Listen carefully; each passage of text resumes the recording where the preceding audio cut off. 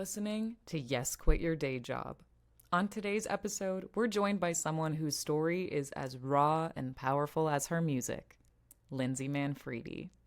She's the bassist for multi-platinum band Cold, a solo artist, a mental health advocate, and the author of the book Unfuckwithable. In this episode, she opens up about the heartbreak that's inspired her next book, The Girl Who Cried Love, and how she's learned to turn devastation into art. We talk music, survival, riding through the pain, and the fire that it takes to heal. Let's get into it. Hey, welcome back to Yes, Quit Your Day Job. I'm your host, Seven Dunbar, and today I'm joined with Lindsay Manfredi. For listeners who may not know your full story, tell us a little bit about yourself. Well, my name is Lindsay, and I play bass for Cold, and I'm an author. I have a book out called Unfuckwithable, A Guide to Inspired Badassery, and a new book coming out in September called The Girl Who Cried Love, A Pivot to Self-Worth. I'm just a girl in Los Angeles and hanging out, playing music, doing things. I love that. How did your journey into music first begin? Oh, well, it began over 20 years ago. I just always played music and loved music. And I grew up in the 80s and 90s, so I had the best music.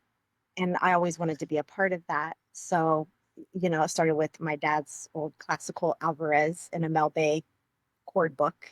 And then, Oh, wow. over the years, just I got lucky. I got a phone call from one of my favorite bands, and I got the gig playing bass for them. I love that. Do you remember like the moment that you knew this was for you, what you were meant to do? No, because I played music for a while, then I stopped playing music, and I was a body piercer for a while, and then I went to Oh, yeah, that's IU, and right. I got my degree in communication and business, and thought I was gonna.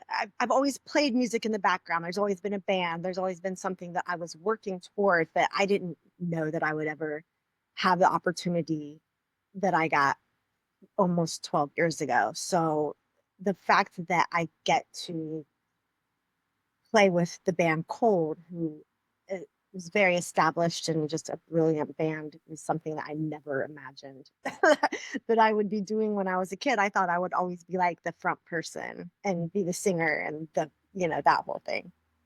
Yeah. What was it like stepping into an established band like Cold? Like, did you feel pressure to live up to a legacy, or did you kind of carve out your own space immediately? Yeah, of course you feel that pressure. Like, can I do it? I never touched a five-string bass, as a matter of fact. And I even bought a Warwick five-string, and I couldn't because I had always played on a four-string. And Scooter was like, "You don't have to worry about a five-string, just do your thing." And then I started, I was able to carve my own presence in the band Nice. pretty early on. But yeah, it's definitely a lot of learning, a lot of pressure, but I don't feel that pressure anymore, of course. That's that's good. Do you have like a favorite tour memory or a moment on stage that stayed with you? Every tour is a tour memory, if that makes sense. It I, does. you I like, I remember the first time like playing the Troubadour was pretty incredible. The first time we played the House of Blues in Anaheim, like the Gramercy. Like there are certain venues, like my whole life, I've always wanted to play. So when we've gotten to do things like that, those have been really special. But all in all, it's all memorable. Yeah. I definitely I haven't done Troubadour or House of Blues in Anaheim. I've done a few House of Blues, like we did Myrtle Beach and New Orleans and Orlando. But I Mhm. did do the Gramercy, and that was amazing. Mhm. Very It's a cool. great venue. um, how have your experiences with Cold shaped you? Like not just as a musician, but as a person? Well, I think that the biggest thing with Cold is their fan base is so absolutely incredible. Yeah. So having that kind of a fan base has just helped me become a better person, all in all. The acceptance and the devotion and the people who come to shows and continue coming to shows and meet us year after year after year. Ultimately, they become a support system and a family support system. So that's definitely shaped me. They've always been supportive of my endeavors outside of Cold. It's like writing books, and I make candles and things of that nature. Yeah. So being in Cold has really opened up a lot, a lot of opportunities. And I also get to live my dream. I get to be on stage and I get to tour in a tour bus and get to meet great people. And the music industry is so small. So it affords me opportunities that I wouldn't have had otherwise. Yeah. I, I was really impressed. I had a lot of fun. So obviously I read parts of your book, but I think I really got to experience your whole book when we were recording the audiobook version of it. And that was such a cool experience for me because you and I just became friends, and it was such a cool way to like really get to know you as a person and hear those stories in the book, but then also talk to you like outside of that about it. It's such a bold, like raw and empowering book. What made you want to write the book? I just for hope, I guess. And I was learning all the lessons I was talking about in the book when all that was going on. And even I'm an artist, and I feel like artists, we create through fire. And even with the Yeah. new book, The Girl Who Cried Love, it's my love life. Like I'm sharing these devastating stories that helped me become who I am, and like for looking for love in all the wrong places. And ultimately, it's like a letter to myself. If that makes sense. Yeah. You know what I mean? Just like I'm dealing through all of this stuff, and I'm searching for hope, and I'm searching for answers, and somebody's got to be there with me. Somebody has to be going through the same thing. How can I help? Right. How can I Yeah. express myself in a way that other people are like, damn, yeah, this makes sense. I'm not alone. Yeah. What kind of speaking to that with Unfuckwithable, what was the hardest chapter there for you to write and why? Ooh, that's a great question. Unfuckwithable, I don't even know. Was going through a breakup at the time I started that. Yeah, I don't know if there was a hard chapter. And I mean, I know that you saw me break down a couple times when I was talking, I think, about Girls Rock in Indianapolis. I feel like sometimes those are tears of gratitude, but with The Girl Who Cried Love, it's fucking devastating, to be honest. Oh, That's why it's been so hard for me to edit it. Like I had to take last week off because it's just kind of soul crushing. I mean, in the end, it's not as soul crushing, but getting through these stories of like, wow, I went through that and I did that and I'm still yeah, okay. Everything's gonna be okay. I'm sure like revisiting that, I can only imagine. It really Um, sucks. It yeah. really sucks. It's like, why can't I just write a great book about like hope and love and da, da, da, da? I have to just kind of drag myself back through this past in order to like make amends with it, I guess.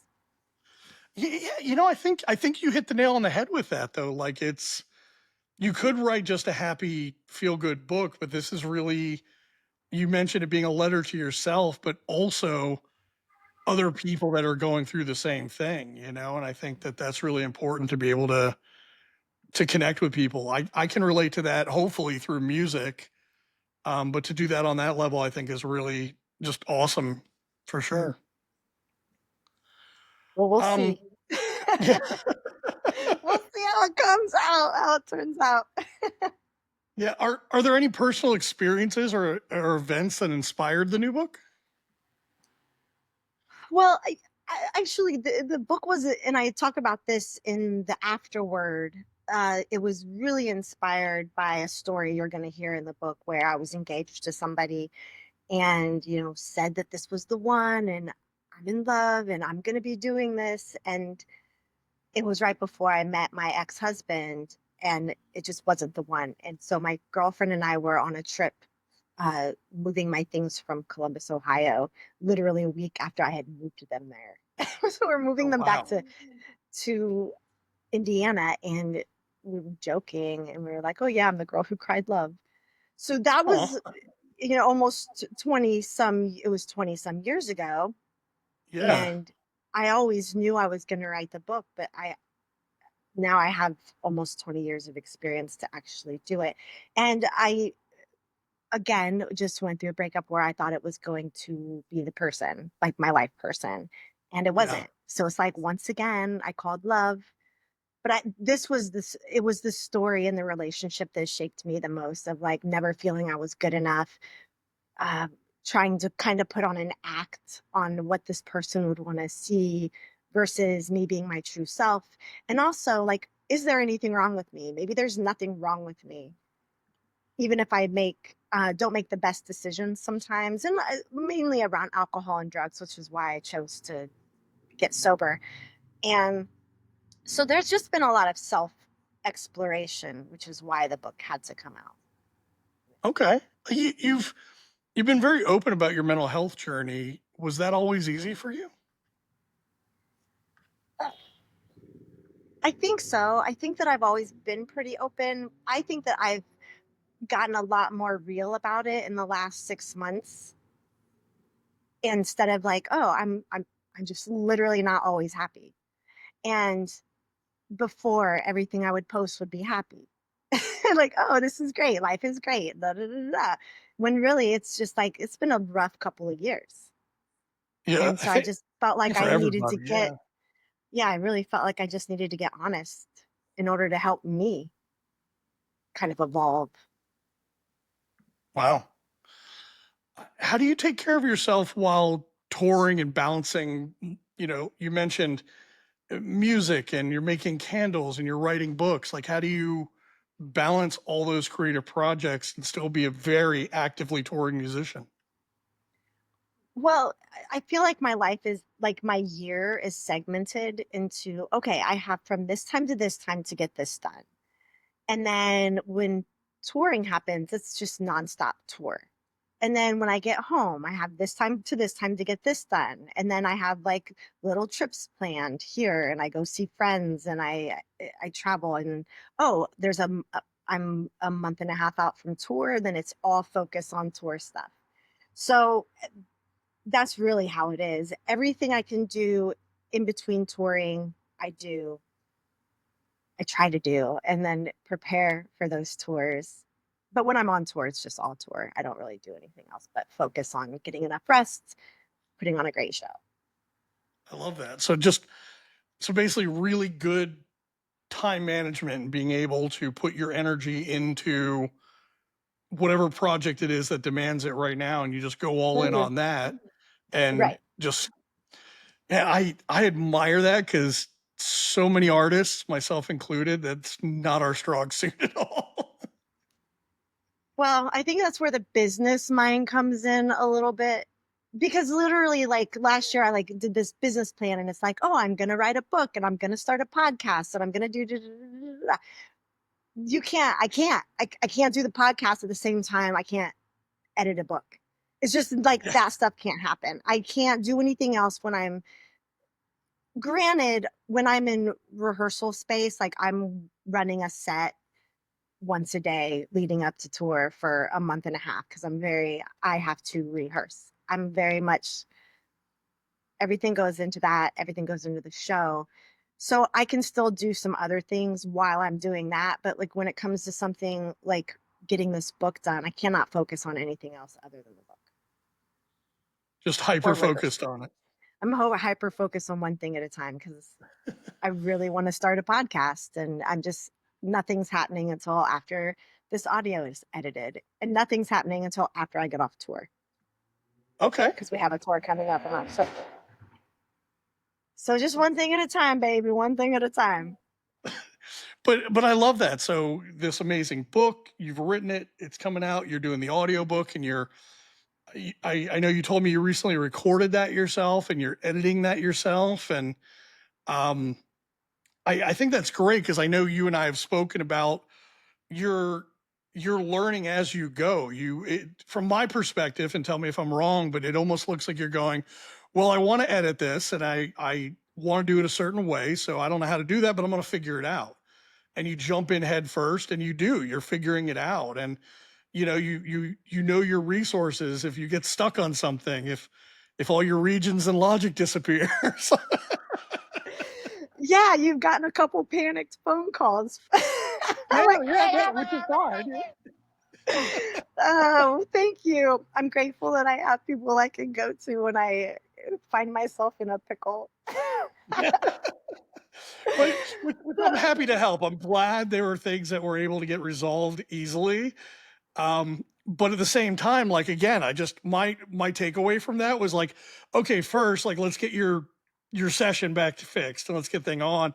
But just to myself, I was thinking like, how cool is that she's doing this? Like most people wouldn't take that on. They would just either not do it or they would hire somebody else to do it. But you're like, no, I could do this. Like I'll figure it out. If I get stuck, I got friends I can call. Like I can do this. And Yeah. I love that. Yeah. I mean, I've now I listen to audiobooks a lot. So granted, which is interesting because I've been obsessed with Mark Manson's, it's probably not even a new book anymore, but it's what's it called? Because I'm listening to it right now. Give me a second. Everything is fucked. Okay. Oh yeah. And Oh so I'm listening to that now. And I don't know how people do such a great job with having whole sentences without like the little mouth things that you hear. yeah. Like what are the I'm like listening, I'm like, no, because mine's like really cut up because I've got a lot of that. When I recorded it with a U67 Neumann mic, and Oh yeah. Nice. Mike. you can hear fucking everything. So I'm like, Yeah, fuck. especially if Like, you if with that microphone, any bit of compression, you're going to hear every little piece of saliva and lip smack. I almost feel like I'm not even kidding. After listening to Mark Manson's book, and I'm like, have to get back into mine. I feel like, fuck, I need to redo all of this. But I don't know. I don't know. I just, I, you never feel like it's really good enough. I was going to say, part of me wondered, I would get a second set of ears on that to see if you really need to redo it, or, I know as artists, we're very overly critical of our own work, right? Yes. Um, But I'm just yeah, like, fuck it. I got the first one done. I haven't even listened to it. I edited it myself. I sent it to Chris Flowers in Austin. He mixed and mastered it. And I've had people tell me that they really enjoy it. So I'm just going to be like, okay, you know what? Fuck it. I did my best.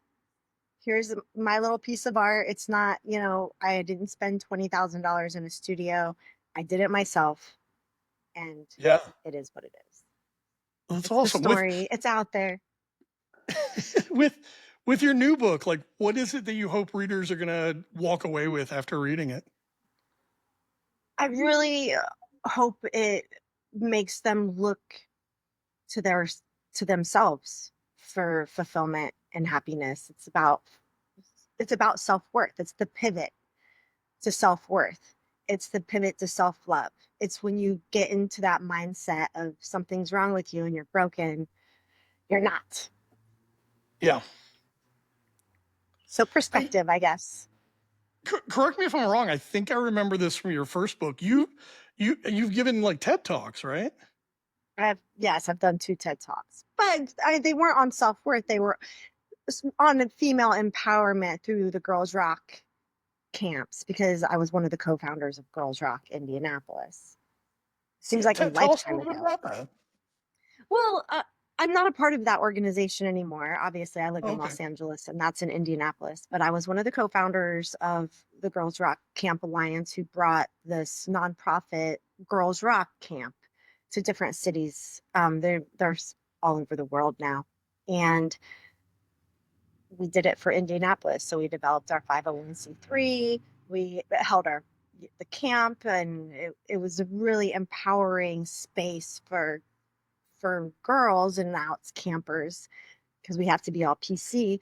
Um, and so it was just this space where there wasn't any male influence and the campers got to just be themselves and be silly and fun. And it was just a really supportive environment. And they we helped create their bands. They created their own original song throughout the week, and they made zines, and it was a whole Wow. DIY project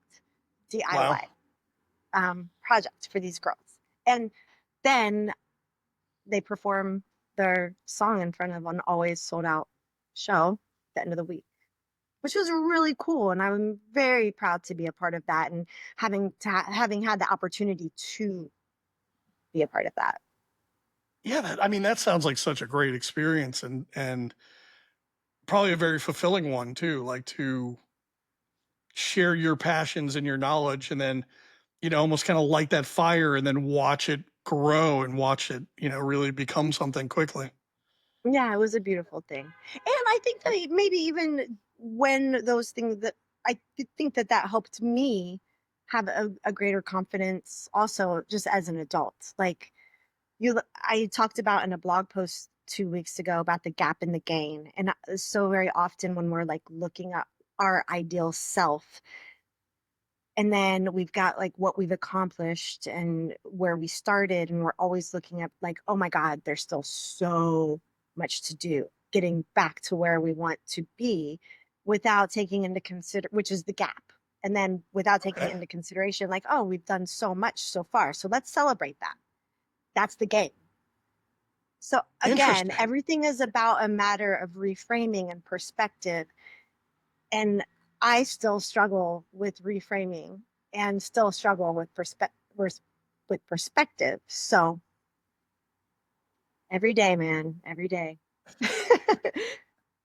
But I One love the step fact forward. that even though you're still struggling with these things, you're very aware of it, and not just for yourself, but to the point of sharing your journey and your knowledge and your struggles, like, with other people. I think that's an important thing to do, and you touched on this earlier, but I don't think we do that enough. I think a lot of us will create this, social media is the perfect example. Everything's great, life is awesome, I'm hanging out on the beach, everything's perfect. And I don't think enough people share, like, the reality of, we all struggle with things, we all have our ups and downs. And I think by sharing that, you help each other and you empower each other to go, wow, okay, if you're struggling with that, I'm struggling with that.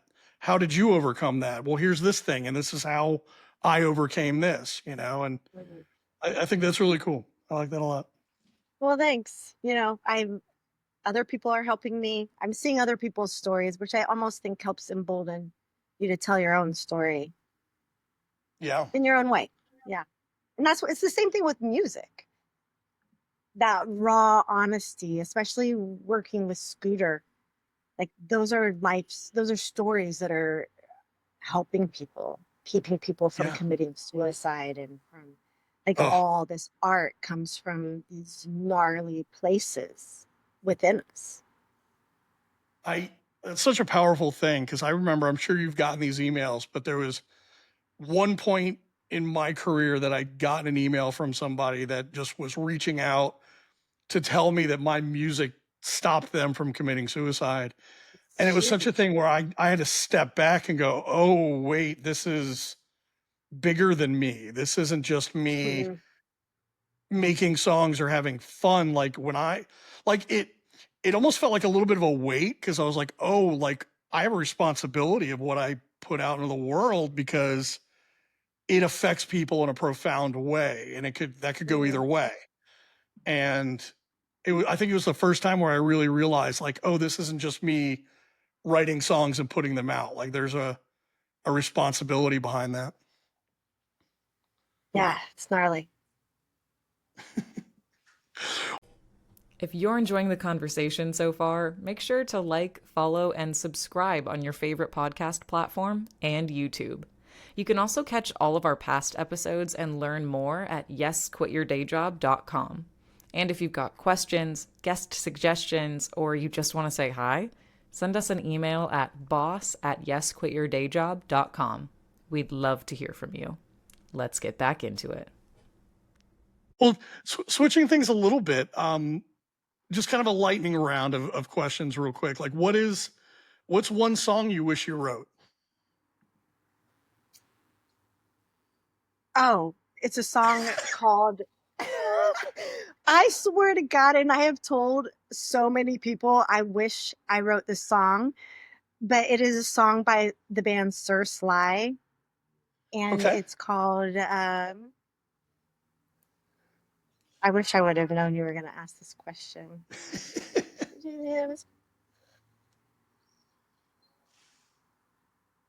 Hold on a minute. I need to find it. No worries at all. Too Far Gone. It's called Too Far Gone by Okay. Sir Sly. It is I such don't. a fucking incredible song that that's it. I wish I would have written that. Very cool. Um, what's your favorite city to perform in?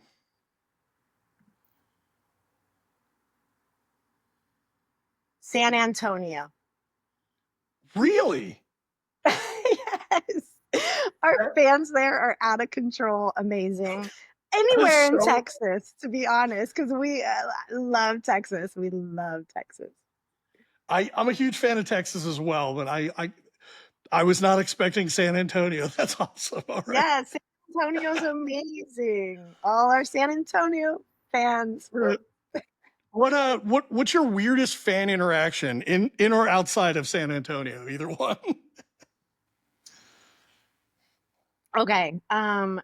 I don't even interact anymore, but like I put out a weekly newsletter and there's one fan who it's kind of creepy sometimes. Like I've taken screenshots and sent them to my best friend. I'm like, this is so weird. Like what? I don't even know how to respond. I could probably take this person off my newsletter, but I feel like that they need what I have to say sometimes. But Sure. it's some weird shit. But I mean, for the most part, our fans are really respectful and they don't cross the line. This dude crosses the line a little bit, and it's just like, you don't even know me. What is happening? So yeah, there's some very small percentage of the weirdos out there. Sure. Sure. What's one thing most people don't know about you? I am a complete introvert. I know it doesn't seem like it. Like, I swear to God, I will spend days in my house and not leave. Is that just not wanting to go interact? You're just your social meters kind of run out, or is it you want to I like you're in a safe space to work? no, I feel like it takes a lot, and I used to be the opposite. Once I literally the last year, like I don't want to do anything. I don't want to go anywhere. I don't want to talk to people. It's a lot for me to do stuff. And I have had stuff like my birthday was on Monday and I got Yeah, ready and happy went out. birthday. Thank you, thank you. And then Friday night my friends had this really great night planned for me and my other girlfriend who's dinner like we had a like great dinner, we went bowling, but it was everything I could do to not cancel, like, did Oh not wow. say, "Oh, I've got stuff to do." Like, I was like, "Lindsay, you have to leave your house. Yeah. You cannot just stay here." And I have such a beautiful like space and apartment that it's home to me. And like I have to be like, I've got to walk outside and go get my mail.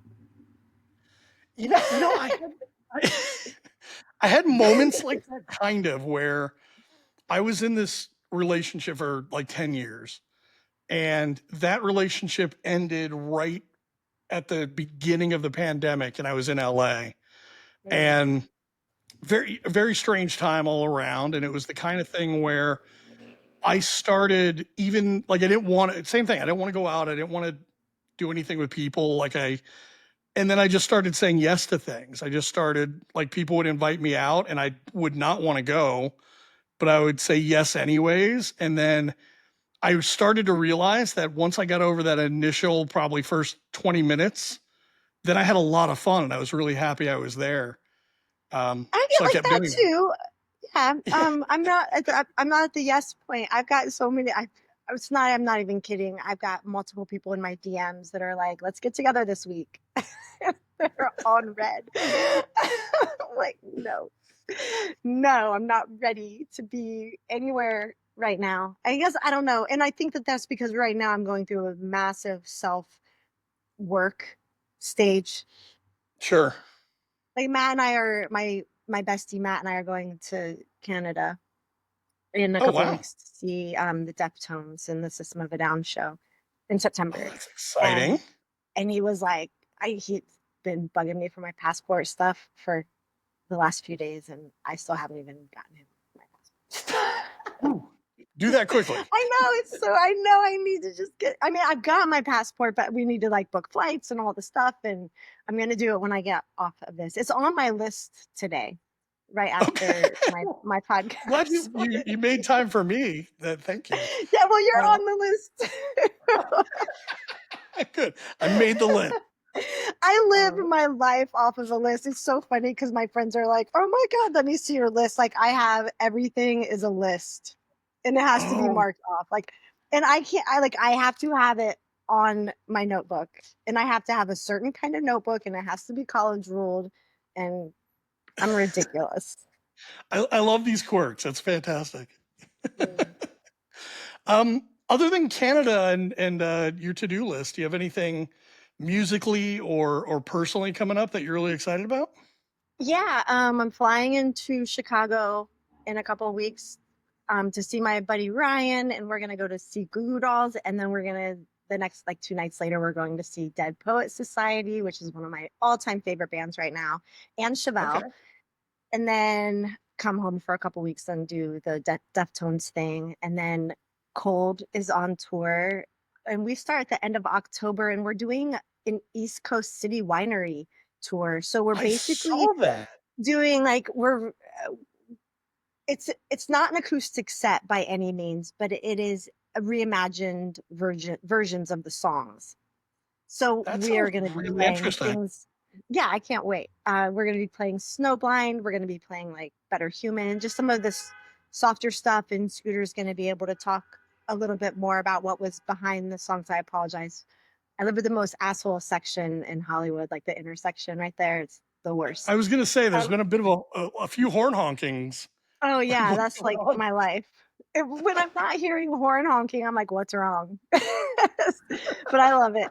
I was in Texas for 10 days and there was not horn honking, and it was like, this is so weird.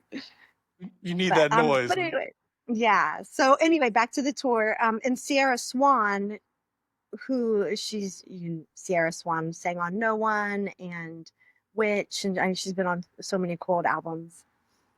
So she's going to be on tour with us, and she's going to be on the piano and doing backup vocals, and it's just going to be a lot of fun. Awesome. Is that so? You said East Coast. Is that going to come to West Coast at all, or LA, or It down is here in San not. Diego? It's no. It was just a very small run. It's 7 shows, so we're doing like Boston. Well, the schedule is on my thing, Yeah. but Nashville, Boston, Chicago, uh, and other. St. Louis is one of them, and then we're going to stop down in New Orleans to do a benefit for our friend who has has a fundraising thing. It's called Calm, and she raises, it's like a psychosis awareness. She's a therapist for Okay. people with psychosis. So we're going to stop by and do that black tie event and then go to another city. So Oh, how there's some exciting! really good things coming up. And then for the rest of the year, I'll probably just be on the promoting my book train, and I don't know, I'll Very figure cool. something else to do. Maybe I'll start the podcast because will have You should. gotten through the book stuff, and there's also a couple children's books that I really kind of want to start working on as well. So maybe that'll keep me busy until my next tour next year. And we're doing a new album as well. Oh, So nice. there's a lot going on this year. I'm very busy and very introverted. Well, when you do your podcast, let me know, and hopefully I can come on as a guest on You're yours as well. absolutely, yes, you will absolutely. I need to brush up on my like interviewing skills though, as I haven't being the figured it out yet. interviewer. I'm getting there. Yeah, that's fine. Um, well, speaking of that, actually, I always like to do this thing kind of towards the end of the podcast where I flip it a little bit and I like, what is one question you would want to ask me? Okay. what kind of mic do you use so you don't have the when while recording an audiobook? Yeah. So right Uh, now, right now I'm on a Shure. Let's see. I get this one. It's the MV7 Plus, which is a really inexpensive, pretty straightforward podcasting mic, but it's good for just vocals, spoken word, and stuff. oh, good Um, to know. yeah, when I'm in the studio, I like my favorite mic is still Neumann U87. Mm. Kind of a mid range. You know, it is a pretty you depending on like what kind of compression settings you have, you may still get that saliva in there. But if I'm doing like vocals, I'm a big fan of the U87. Um, Sony C800. Uh, if I can get access to one, because I think they used to be like, oh wow, it's a $10,000 mic. Now I think they're 15,000. Oh my. So Yeah. yeah, but they sound like $15,000. That's the thing. So That's good. I mean, what are you gonna do? yeah, Uh, are you doing, I know you're doing a lot of production and engineering. How are things with your personal band? And are you doing anything with that?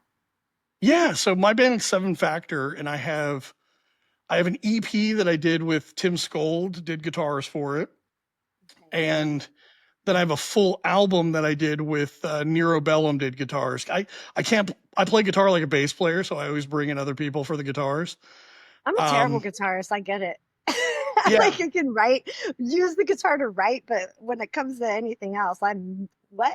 No, yeah, no. I literally play guitar like a bass player because I'm one of those weird people that bass was my first instrument. Mm. And most people I know, they started on guitar until their band needed a bass player and they got picked, right? Like, oh, you're the bass player now. That's what my ex-husband was like. I want to play guitar. Here's a bass. I'm like, okay. Yeah. That seems to be the way most people do. But for me, I started on bass. So I play guitar like a bass player. So I definitely, yeah, so the EP was Scold and Nero from Cyclone 9 did some production on that. And then Nice. full album that Nero helped me again with guitars and some of his modular synth stuff and reimagining of some of the songs. So that's the next step for that for sure. Nice. All right. Well, looking forward to hearing that. I will let you know. Well, cool. Well, but yeah, before we finish, where can people find your stuff? Where can they find your books and your candles and your tour dates? And if they want to Okay. send things. Send things. Okay. You can find me at lindsaymanfredi.com. And all my handles for social medias are at Lindsay Manfredi. You can find Cold. Sorry, my nose is running a little bit. Um, you can find Cold at Cold Music and then coldarmy.com. And yeah, Cold is everywhere. We're on Facebook and YouTube and all the things. I love that. Spotify, Apple. Yeah, come to a show. They're Yeah, I very want close to. to selling out too, Absolutely but you will. should absolutely come to a show sometime. You've been traveling so much because I feel like the last time you and I had kind of talked, you were in Florida, but now and then you were in Vegas, and then now you're in San Diego. Yeah. I And are you was coming back? Are you coming back to LA anytime maybe, soon? maybe. Okay. Yeah, I was in LA for like 4 years, and then when COVID hit, obviously I was with Dean Carr for staying with Yeah. him for a while, where And you we and I met met. through Gene. Yes. Yeah, we met at Castle Car, I think. Mhm. And then I went to you remember Elizabeth, and so she was living in Vegas, and so when her and I were Oh dating, I yeah, moved. yeah. Yeah, I moved to Vegas. And then that relationship went its path, and I wound up going to Scottsdale, and then back to Vegas, and then where did I go from there? Back to LA, then back to Vegas. Then I was in Boise, Idaho for a year, which Oh, you don't were? I didn't really tell too many people, but I left Boise Why a did I month think you ago. were in Florida? I'm Maybe originally that's from because Florida. okay, and maybe because my buddy Dave Kinsler is always in Florida. He's always hops between Florida and Phoenix, so maybe I got my wires crossed there. Maybe, yeah. Yeah, I was in Boise, and Crazy. then now the company I work for has me in San Diego, so Well, San I'm Diego happy about doesn't that. suck. Yeah, no, I haven't spent a lot of time here until now. I've been here a month, Hmm. and I'll be here at least until November, and after that, hopefully I stay here, or I could wind up back in LA. Well, love Los Angeles. Yeah, If I do any moving, I'm going to be moving to either like San Clemente or Oceanside. I Oceanside's I'm great. actually Yeah. thinking, I know it is great and it's built up so much, and I don't know, I'm closer to like some of my best friends, but also I've got some of my best friends are here too. I don't know. I'm just wondering if LA is if my time here is coming to an end. But we'll see. One foot in front of the other. Right here, right now I'm here for sure. For me, my favorite place, which I think I'm going to wind up back in, is Redondo Beach. Oh, see, I want to be closer to the ocean and Yeah, not I smack grew in up the on the middle of ocean in Hollywood. Florida, and so I miss the ocean. I love the fact that I have the ocean right here in San Diego. So, Yeah. well, awesome. Well, Lindsay, thank you so much. I'm so glad we were able to connect, and especially with your busy Same. schedule and mine. Yeah, thanks for being on and keep us posted on what you're Well, doing. thanks for having me. I appreciate it. And when we get inspired AF, we'll podcast going. We're definitely gonna have you on. Yes, yes, I look forward to that. Awesome. Well, take care, and And that's a wrap for this episode of Yes, Quit Your Day Job. Huge shout out to Lindsay Manfredi for sharing her truth, her journey, and her voice with us. Don't forget, her new book, The Girl Who Cried Love, is on the way, so follow her on socials to stay in the loop. And as always, if you found value in today's episode, share it with a friend, tag us online, and leave a comment. Until next time, keep creating, keep showing up, and don't be afraid to quit your day job.